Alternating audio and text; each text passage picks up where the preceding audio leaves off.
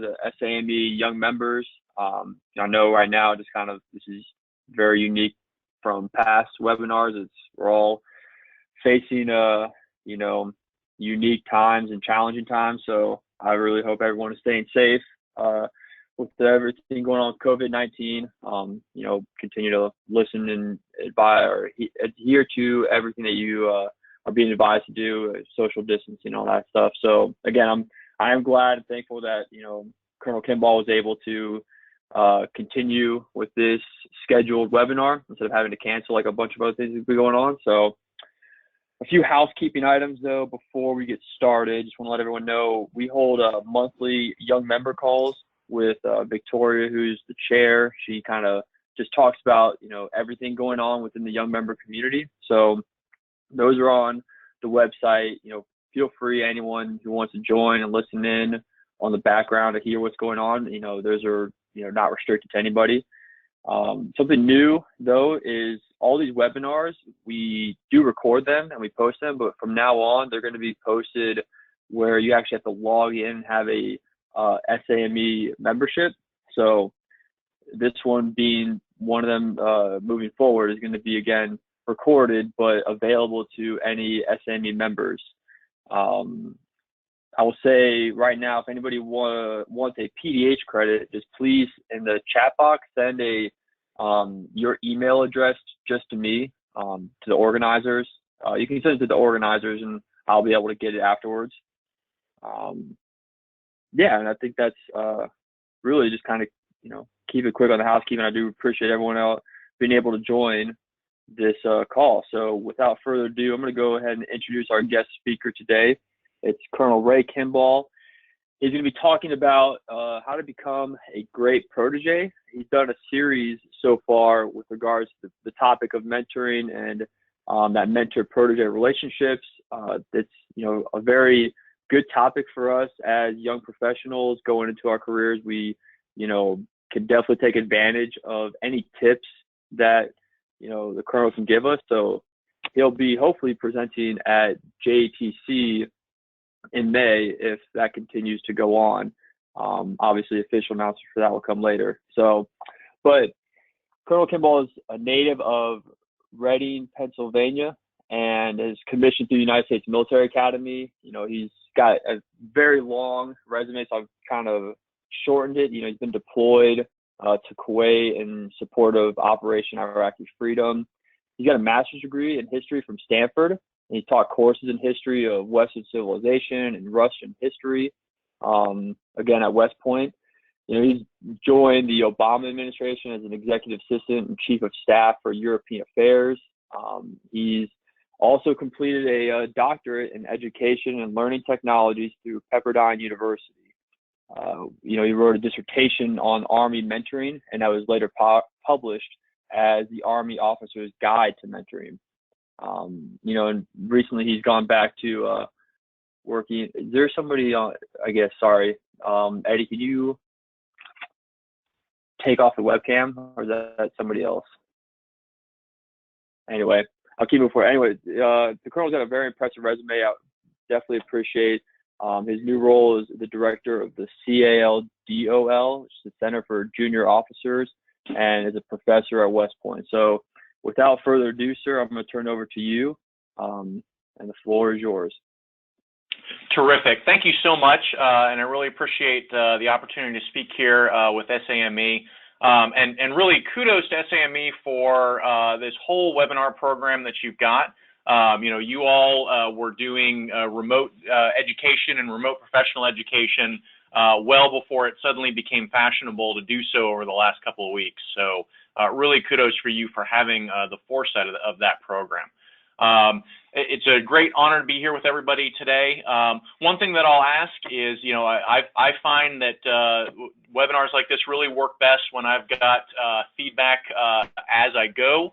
So please feel free to throw questions in the chat box as I go. I will address them wherever possible as I'm going along. If it's something that I feel like needs to be deferred to the end for one reason or another, I'll ask that you defer it to the end, and then I might ask you to bring it back up again in the chat box at the end, just in case I forget to come back to it.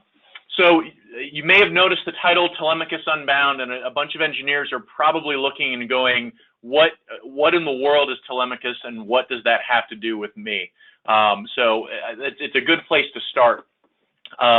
Telemachus in Greek mythology was the son of Ulysses, and Mentor was Telemachus's tutor that Ulysses put in charge of him in order to help him grow and help him develop. So when we're talking about professional mentoring for young professionals, Telemachus is an interesting place to start. If for no other reason, then it explains some of the confusion that we sometimes have over the term mentor. We tend to use the term mentor as really kind of an all-purpose, catch-all type phrase to cover all aspects of individual professional development. But there are really some very separate and distinct things that distinguish mentoring from other aspects of individual development. So I want to take just a minute and dive into those. When we talk about individual professional development, we can generally bin it into three different categories: counseling, coaching, and mentoring. And you can see the chart there on the screen. Just as a quick side note, this chart comes from an Army leadership publication that deals with leadership as well as different aspects of mentoring. One of the reasons why I like using the Army doctrine is because it heavily draws from the academic literature on mentoring, and a lot of the Army's definitions more or less exactly match the definitions that are out in civilian literature as well. And this particular chart, I think, is a great summation. So that's why I'm, for anyone who's curious, that's why I'm using the Army's doctrine for this particular one. As I said, I won't go through the chart step by step, but the thing that I want to emphasize is the very significant and distinct differences between counseling, coaching, and mentoring. Generally speaking, counseling tends to be fairly one way. It tends to be directive, and it tends to be strictly in the context of a senior subordinate, supervisor subordinate relationship. Coaching is a little more flexible, but it's generally heavily oriented around a particular task and skill. And again, it tends to be fairly one way in terms of the transfer of knowledge from somebody senior to somebody junior. Mentoring, when we're talking about it in the workplace context, is much more flexible. Mentoring is about the voluntary and mutual developmental relationship between a person with greater experience and a person of lesser experience. And that's really all that's required for a mentoring relationship. So it doesn't necessarily have to be that one person is older. It doesn't necessarily have to be that one person is in a particular position, although those can certainly be useful proxies for experience. But instead, what it really focuses on is the idea of someone having greater experience than someone else and being willing to share it. But it's really important that you understand that mentoring is a two-way relationship and that both parties in a mentoring relationship really benefit from that. So as young professionals, one thing that I'd encourage you to think about right up front is, as you're seeking out a mentor, certainly think about what you can benefit, but also be aware that your mentor should be able to benefit from the relationship as well, and keep that in mind. So let me talk a little bit about what a typical mentoring relationship looks like in terms of how a mentoring relationship works. So mentoring relationships begin with something called initiation, which simply put is figuring out what the relationship looks like and getting people together for it. That first phase can last anywhere from a couple of weeks to upwards of a year as you really figure out, what does this relationship look like? How do we work this out? What are the boundaries of this relationship? How do we want to engage with one another? The second phase we call cultivation, and that's where the majority of the relationship takes place. Can typically last anywhere from 2 to 5 years, but again, that's a broad guideline. Some mentoring relationships last much shorter, and some last much longer. But really, the idea is that in the cultivation portion of the relationship, you are building, you're getting the meat out of the relationship. You're exchanging ideas, you're exchanging perspectives, and both parties are growing as a result. Now, all mentoring relationships end, and so eventually every mentoring relationship moves into what we call the separation phase. And just as the name suggests, that is where a protege and mentor really start to kind of redefine their experiences and move apart. Maybe that's because the protege has moved into a new field and the mentor's work is no longer relevant. Maybe it's because the mentor has left that particular career area and can no longer really meaningfully contribute. There's any number of reasons why it can potentially happen.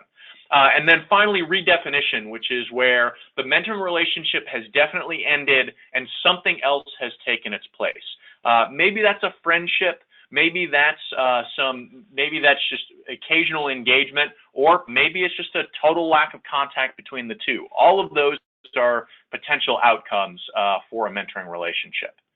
So again, this is what a mentoring relationship in general can look like over time, and I'm going to come back to this lifespan later on when I talk a little bit about some of the things that you can expect and look to take away from a mentoring relationship. Right now, though, I want to do a quick digression, and I want to talk about mentoring faces versus mentoring places. When we think about mentoring, and especially when we think about starting a relationship, mentoring relationship, we tend to be really focused on mentoring faces. And what I mean by that is people really want to identify who is that perfect mentor for me. I have to find that individual. They're out there somewhere, and I'm going to track them down, and I'm going to find them. And that's admirable, but that can be a really, really difficult hurdle to overcome, because it may be tough for you to say, well, how do I even figure out who that person is? How do I even identify that person just based on kind of routine workplace interaction? What I generally encourage people to do instead is to really start their search in mentoring places. And what I mean by mentoring places is not, a big room with mentoring plastered above the door, but places where you're interacting with people in your profession, where you can get a better sense of who they are, what they value, what has been important to them in their career, how have aspects of their career benefited them, things like that. Because once you can get that familiarity with an individual, that's when you can realistically evaluate whether or not they're potentially a good mentor for you. And that also gives you the basis then for reaching out, and it makes that outreach a little less awkward. And the picture that I've used here is of people eating, because one of the things that I found is mentoring places almost always seem to have some kind of food or some kind of shared component to them that just helps draw people in there. Now, obviously, that doesn't apply for virtual spaces. Like I know SAME has some forums, but I have found it to be very typical for face-to-face mentoring places. And yes, I will absolutely acknowledge that both of these pictures are currently not social distancing compliant. So let's talk a little bit now about setting and refining expectations in a mentoring relationship. And how do you do that? Because again, it can feel really daunting of, how do I know if I'm doing this right? How do I know if I'm actually getting what I'm supposed to get out of this particular relationship? So what I'm going to do is I'm going to revisit those 4 stages of the mentoring relationship that I talked about earlier, and just talk about some tips and tricks for the process of setting and refining expectations in each stage of the relationship. So first off, when you're initiating it, you don't need to feel rushed. You don't need to feel like in a hurry. There can be this real sense of, oh, we got to get this started. I got to start getting stuff right away. Well, no, like any relationship, take your time moving into it. Kind of give yourself permission to steadily build the connections over time. And as part of that, you really need to be candid with one another, the mentor and the protege both, about what each of you want to get out of the relationship. Because again, to reemphasize my earlier point, the mentor gets something out of this too. And we can talk a little bit at the end in terms of Q&A about the kinds of benefits that a mentor gets versus protege. But the mentor should expect to get something out of the relationship as well. So one of the first conversations you need to have as mentor and protege is, what are each of you hoping to get out of this relationship? Finally, you need to identify what your preferred means of communication are. Yes, it is absolutely ideal to sit down and talk face-to-face with your mentor, with your protege, right? That way you can take full advantage of things like tone of voice, body language, all of those nonverbal signaling and cues that really help communicate a full picture to somebody. But given people's schedules, given the difficulty of engagement, and obviously now considering the current environment, it's much more likely that you're probably going to have to settle for some kind of computer-mediated communication, phone call, chat, email, text, whatever the case may be. Different individuals are going to have different preferences in that regard. So it's worth having that conversation about, hey, how do we want to primarily communicate in this relationship? You may decide that you only want to have face-to-face conversations, whether those are in person or virtual, but that's fine. That needs to be an explicit decision between the both of you, and you both need to recognize the limitations that imposes in terms of scheduling and in terms of engagement. When we move into the cultivation phase, and again, as a reminder, this is the meat of the mentoring relationship. This is where the relationship is really kind of flourishing and acting. Some things that can really help. First, don't be afraid to ask the hard questions. You know, this individual has indicated a huge amount of trust in you by either selecting you as their mentor or selecting you as their protege. And so you should feel free to ask them hard questions and not have them feel like you're trying to sharpshoot them or not having them feel like you're trying to trap them. The whole foundation of this relationship is trust. And one way to really build that trust is to ask those hard questions and really take in what the person is saying as a response. Really take in what they're bringing out for you. Throughout your relationship, you need to be realistic about response times.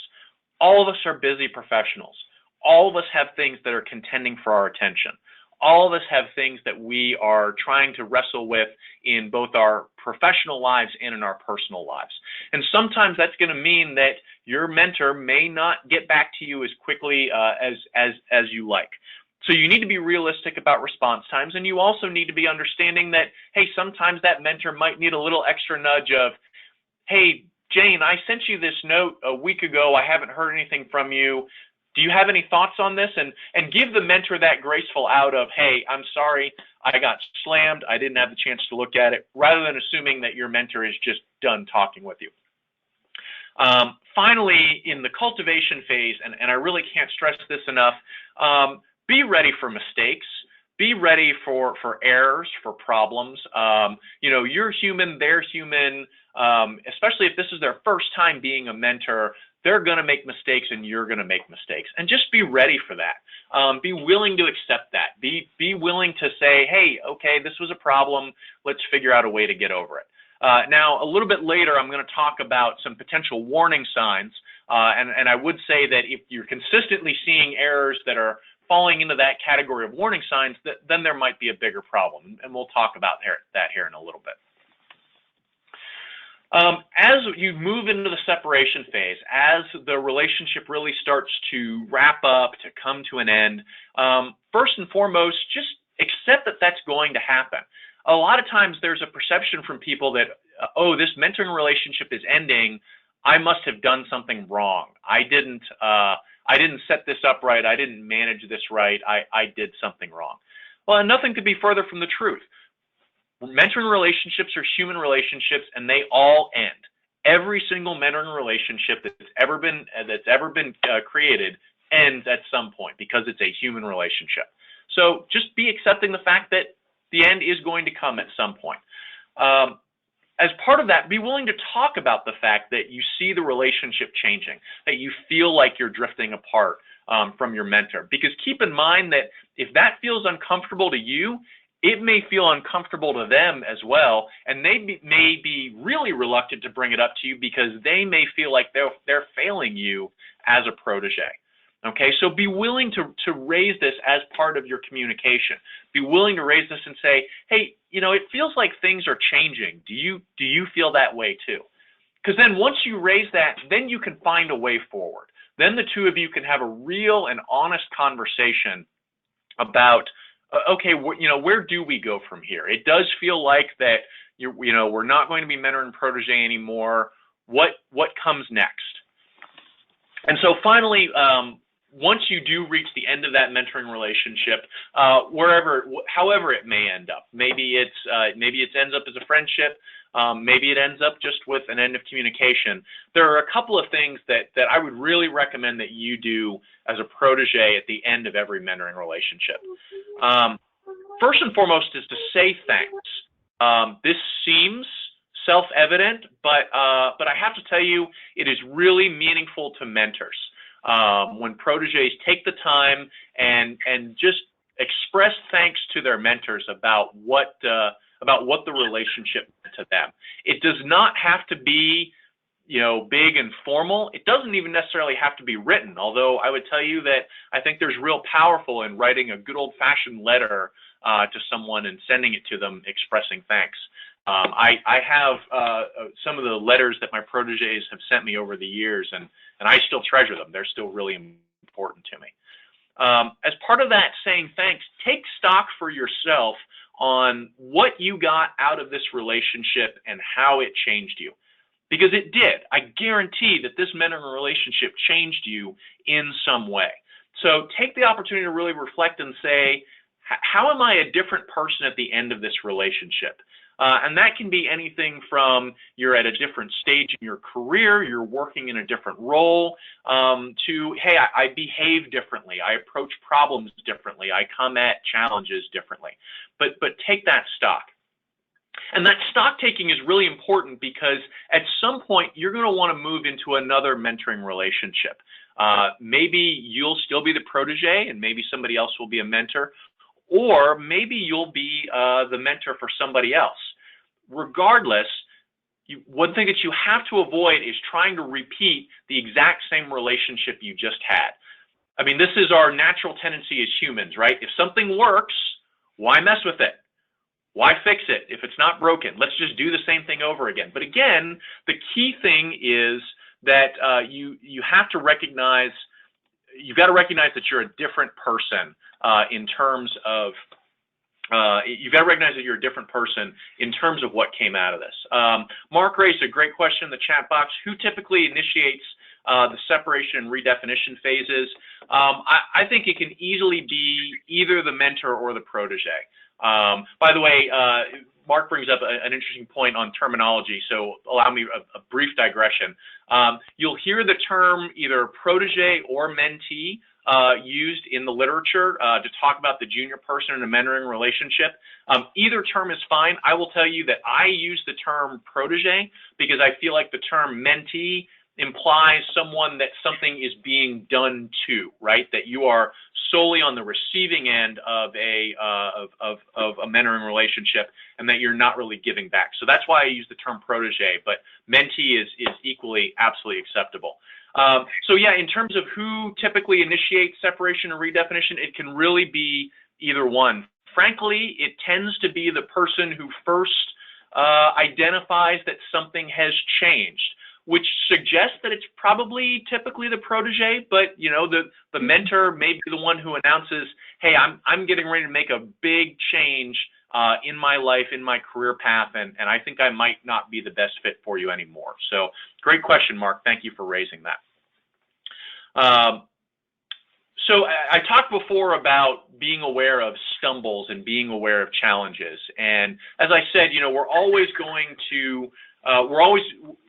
to make mistakes, but there are some mistakes, there are some warning signs, red flags, if you will, that if you're seeing them consistently in your mentoring relationship, that you really need to shy away from, and you really need to take action as quickly as possible. And I like to use the model, the classic model of the 7 deadly sins to talk about some ways that mentoring relationships can really go bad. So first off, pride. Pride in a mentoring context is mirror imaging, where a mentor wants a protege to be just like them, or where the protege wants to be exactly like their mentor. Remember, you are a unique individual. You have unique goals, unique aspirations. You should not be trying to carbon copy, and boy, I'm dating myself by using that term, aren't I? You should not be trying to copy somebody else's exact path. And if somebody else is trying to get you to copy their exact path, that's a challenge, and something that you need to be aware of. Wrath in the context of mentoring is where either a protege or a mentor get just really angry at the other's career decisions and choices. Typically it's, well, I wouldn't have done that, and I totally can't understand why you do that. Some of that is understandable, but if that other individual just won't let go of that anger and just continually gets hung up and says, I just don't understand why you're doing this. This makes no sense and it's a terrible decision. Well, you know, at that point, it may be time to look for someone else, because they clearly no longer have your developmental experiences in mind. Envy in the context of mentoring is kind of the flip side of wrath. It's jealousy at somebody's career success that puts somebody on a different path than you. Obviously, this is most frequently manifested in mentors. Sometimes mentors will see proteges that will quickly outstrip them in a hierarchy or in a particular career area. And that envy can be very difficult for the mentor to deal with, and ultimately ends up leading to them sabotaging the mentoring relationship. So something that you just absolutely have to be aware of. Gluttony in the context of a mentoring relationship is taking on too many mentors or too many proteges.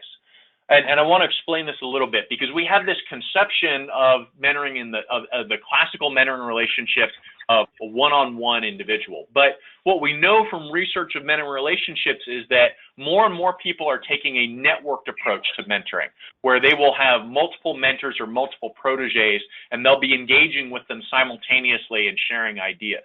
And that's great, and that is a way of doing business, and definitely one that I highly recommend.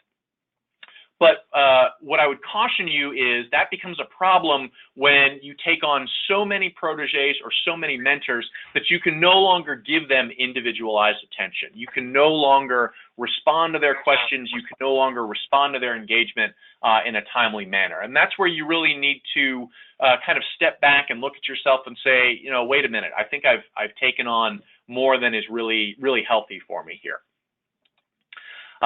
Sloth, which I think, given the fact that many of us are confined to our houses right now, sloth may be one that we're all kind of feeling right now. But in the context of mentoring, sloth is not responding to mentoring engagements or requests, leaving emails unanswered, ignoring phone calls, ignoring requests to meet, things of that nature. And again, it's about, you can't have that trust that is important and critical to a mentoring relationship if you're not constantly fostering connection, if you're not constantly fostering engagement. So if you find yourself where you're no longer responding to that other party in the mentoring relationship, you really need to take a look at yourself and take a look at how you're managing that relationship. Greed in a mentoring context is exploiting the knowledge that's shared in that mentoring relationship without the other person's consent. And I think it's really important to note here that greed works both ways in terms of both mentor and protege. Mentoring relationships only work because of trust, because the individuals in the relationship have trust with one another.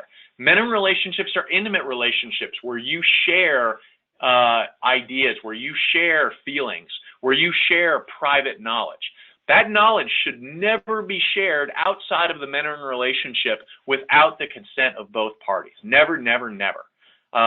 You know, there may be a temptation of, oh, what a great tip, I'm going to act on that. Or a lot of times the way it manifests is a protege will complain about something, they'll talk about something that's bothering them, and the mentor will white knight it and say, well, I'm going to fix that, and they go charging off without asking for the protege's permission first. So make sure that anytime you're going to use the knowledge that you've gained inside a mentoring relationship, make sure you've got the consent of the other party first, because otherwise the damage to trust is really, really high and can be unfixable. And the final deadly sin that really applies to mentoring is lust. There are not a lot of hard and fast rules in mentoring. There are not a lot of rules that 100% apply to everybody. But one hard and fast rule that I am comfortable and that I reiterate all the time is, if you're having sex with someone, they're no longer your mentor, they're no longer your protege. It is now a romantic relationship, and it is now fundamentally different. Mentoring relationships are intimate relationships, as I said that before, but they are not romantic relationships. Once you cross that boundary into a romantic relationship, you have fundamentally changed the relationship. To say nothing, of course, of the potential consequences if it's also taking place in a workplace environment.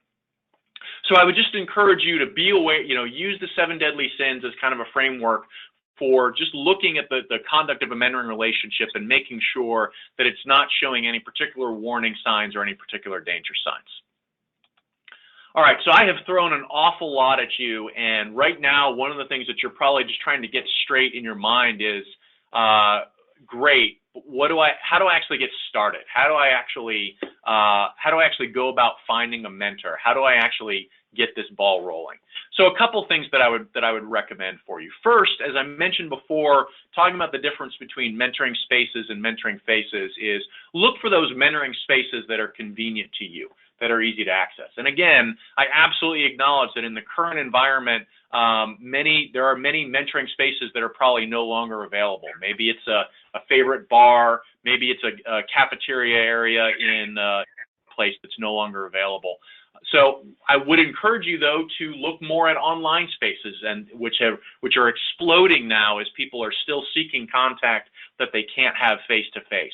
And look for online spaces where people are sharing of themselves, where they're giving you a sense of who they are. And that could be a great way to identify a potential mentor that you can then reach out and have a more direct conversation and get a sense if this person is a good mentoring fit for you.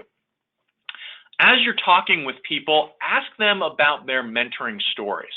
There is there's almost a bias against calling someone your mentor, calling someone your protege.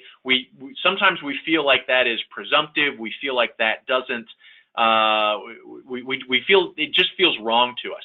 But what I would tell you is that if people aren't talking about being mentors, if people aren't talking about being proteges, then we're not giving that implicit permission to enter into mentoring relationships that people need to be able to get in order to enter into these relationships. So one way that you can help with that practice is by asking folks in your workplace, asking senior folks about their mentoring stories. Hey, tell me about a mentor that was meaningful to you, or tell me about a mentoring relationship where you were the mentor that changed you, that developed you. That's important in two ways. One, Again, it sets that permission for people to talk about mentoring relationships and to engage, and it also signals your interest, not only in them, but people who are hearing about it, that there's a desire on your part to work on a mentoring relationship. And finally, I would say, wherever possible, educate yourself about mentoring practices. Mentoring does not necessarily come naturally. Right? Just like leadership, just like interpersonal relationships, there are aspects that we're born with, but there are aspects that we can work on and that we can develop. And so look for opportunities like this one to make yourself better knowledgeable about mentoring practices. Many workplaces, I will tell you, often have mentoring education or mentoring training of one form or another, and that is almost always worth your time, because if an organization is taking the time to put that kind of training out there, it usually means that the training is pretty good and it's something that the organization values. All right, so at this point, I would like to just go ahead and open up the floor for questions. Again, please feel free to throw your questions in the chat box, and I'll just address them in the box as they come. So thanks for your time, and I'm going to shut up now and see what the questions are.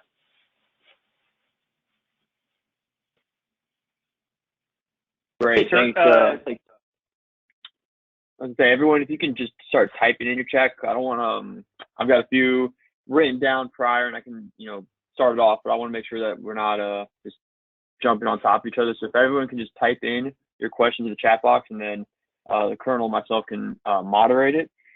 And one, so that I'd like to just ask, you've definitely gone through a lot, thrown a lot at us, but when it comes to kind of like specific tactics or examples of like when you're approaching a mentor or in a mentoring session, one that I've always enjoyed, I've been taught earlier, was like shadowing, like having an opportunity to shadow your mentor, either like being muted on a conference call or coming into a conference room and just staying quiet in the background and like getting a chance to observe your mentor and just learn from them. So I'm just curious if you have any other kind of tactic that proteges can use when they're with their mentors.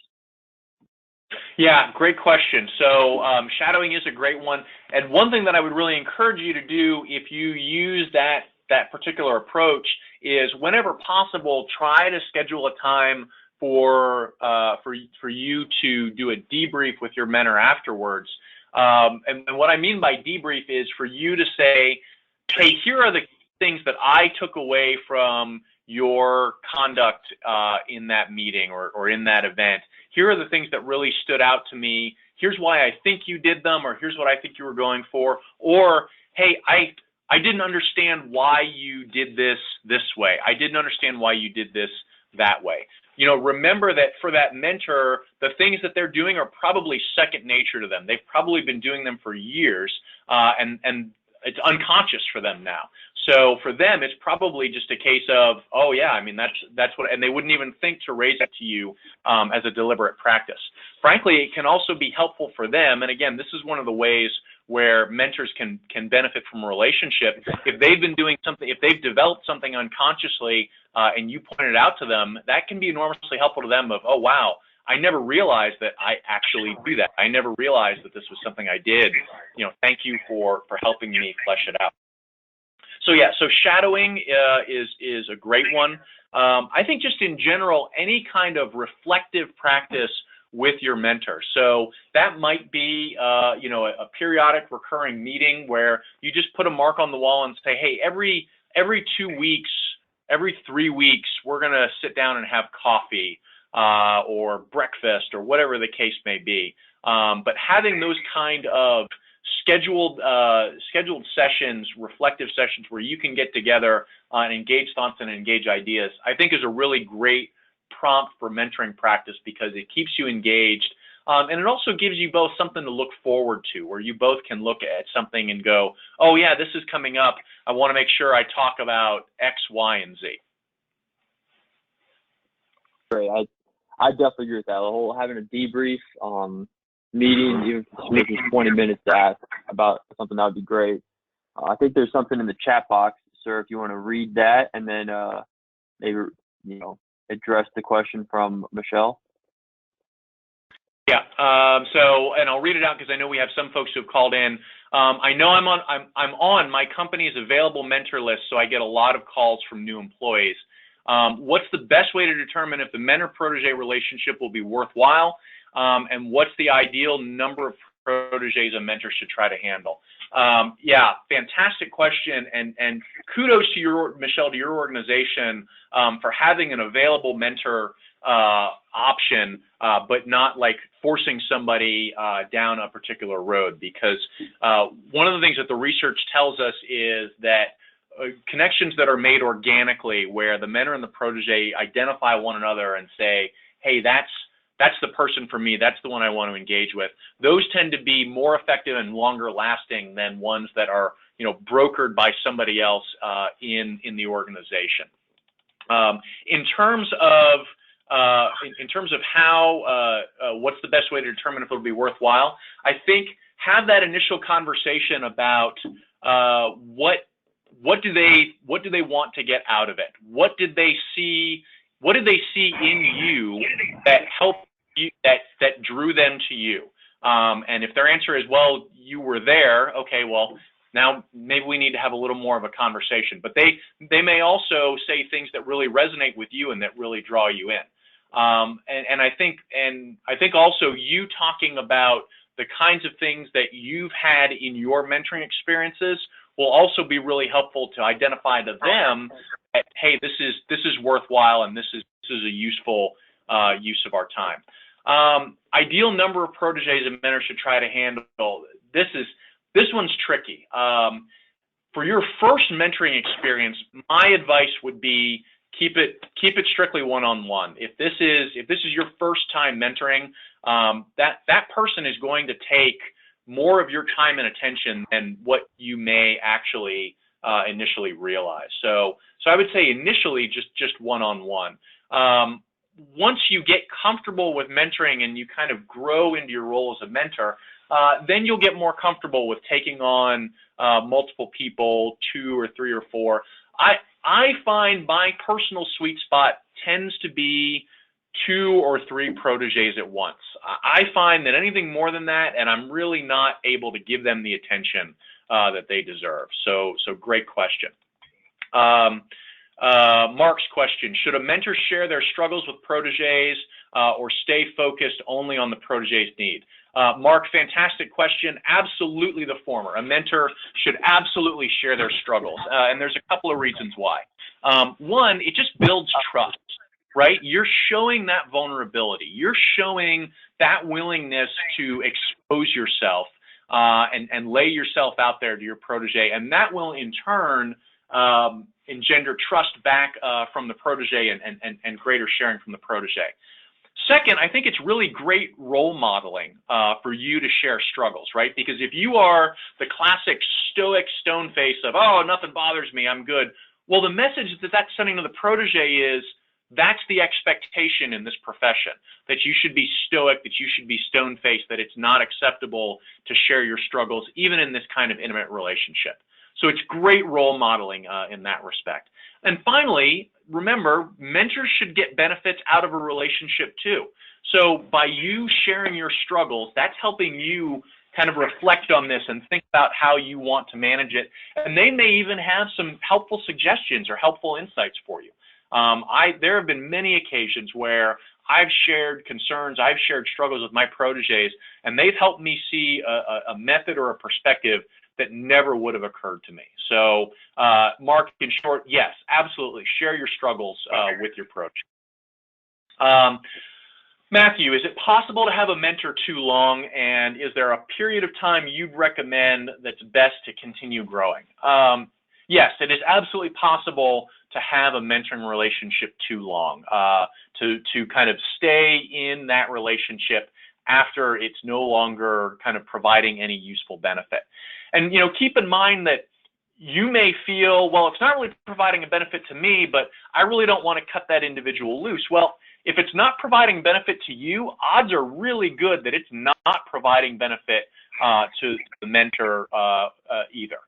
So again, it's really important for you to be candid about, hey, this is no longer serving my needs.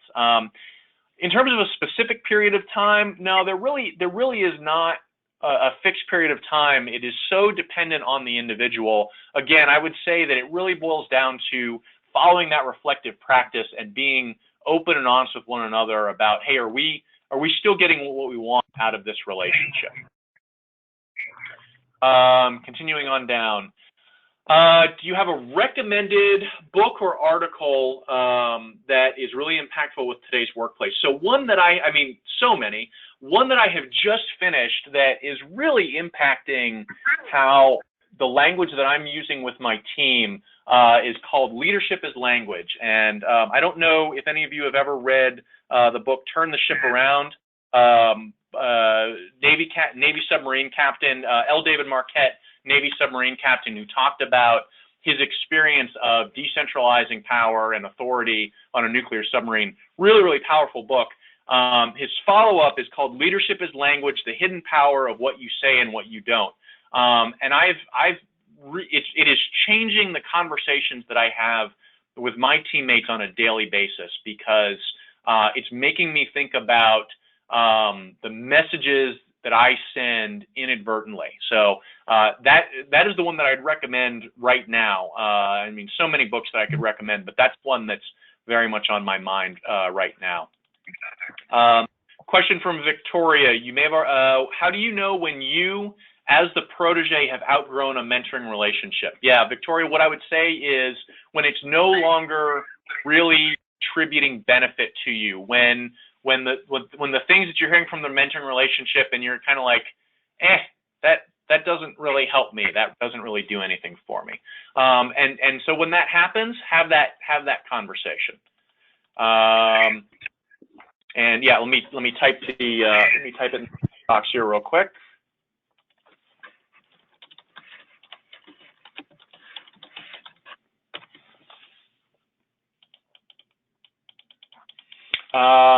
Next question, is there an ideal greater amount of experience the mentor has over the protege?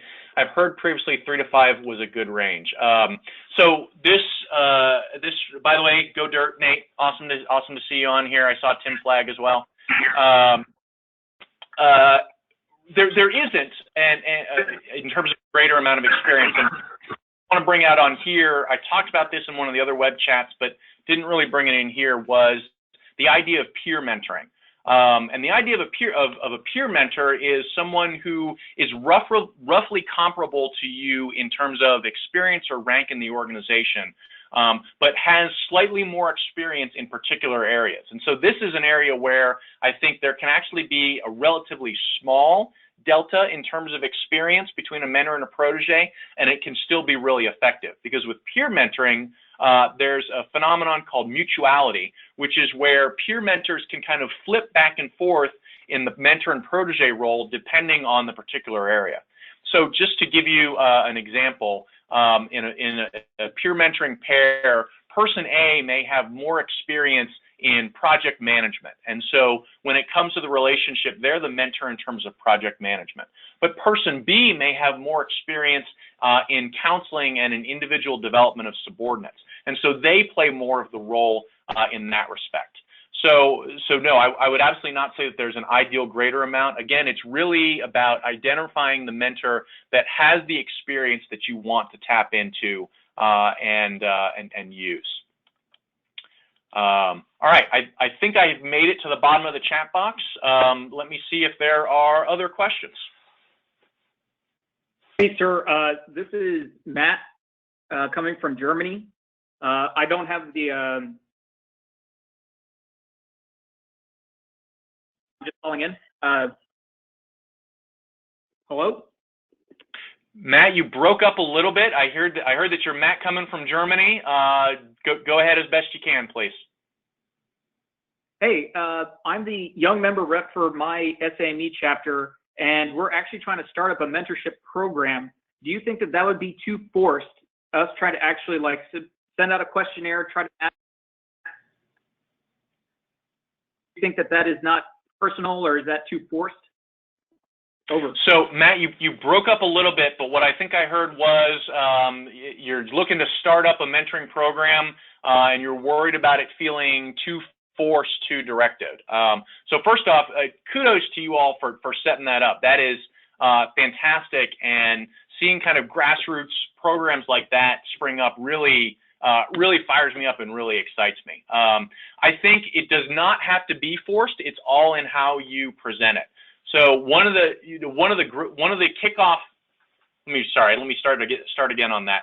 One of the things that I've seen groups like yours do to really have an effective kickoff is something that I call mentoring speed dating, which is where you get just a group of potential mentors and potential proteges in a room together. You set up the table so that people are in a position to kind of move and talk with each other, and you basically just have them rotate around the room, and they spend about a minute talking with that individual, sharing ideas, and that can be a great way to get people to have an initial kind of understanding of one another's strengths and weaknesses and potentially identify it.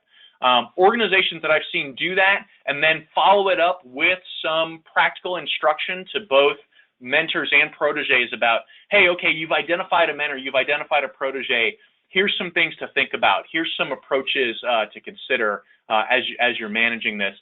Those organizations have typically done really well and have had some lasting impacts. Matt, did that answer your question? Sure did. Thank you, sir. Awesome.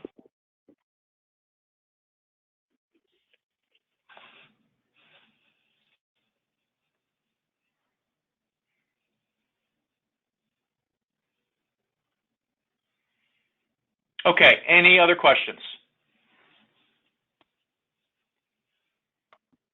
Hey, Carl, I got one more. I think, like I said, through a lot of us. What would be like the most important things we can do in that first mentoring session? Like if there's anything that we take away from this, and we find a new mentor and we get a chance to sit down with them for 30 minutes or an hour, what are like the 2 or 3 things you definitely want people to address during that first mentoring session?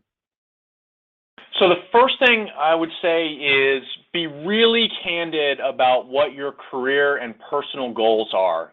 This is not a time for you to kind of parrot the party line and tell them what you think they want to hear, okay? Because that's not going to be helpful. You saying, oh, I want to be a battalion commander and I want to be a brigade commander and then a division commander in the military context because that's seen as the preferred path. Well, that's great, and there's nothing wrong with that, but if that's not your preferred path, you're wasting your mentor's time by putting up that front to them. So the first thing I would say is be very candid with them about what your career and what your personal goals are and what you're hoping to get out of it. The other thing I would say is be upfront with them about what about them attracted you to them in the first place. What did you see in them that made you think that they had good potential as a mentor? Because that will help them better evaluate, okay, this is what this person's looking for. I can either meet this or I can't, and I should direct them elsewhere. Those are really the 2 things that I think that if you can get across in that first mentoring session, I think you are setting the foundation for great success. Great. Thank you, sir. Well, I don't think if there's any other questions, I'm definitely okay with ending early, but definitely want to thank you, sir, for taking the time out of your day and also just out of your week for preparing these slides and still staying committed to presenting to the young members. We definitely all appreciate it. And everybody on the call, again, this has been recorded. We will post this internally, so if you have a SAME login, you'll be able to get that.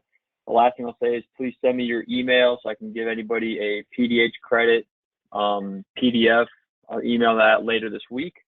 And if you have any follow-up questions, for the Colonel, there's his contact is available on the website as well, and I'm sure he'd be happy to follow up any additional questions. So with that, absolutely, thank you everybody for joining, and I definitely hope everyone stays safe during this time.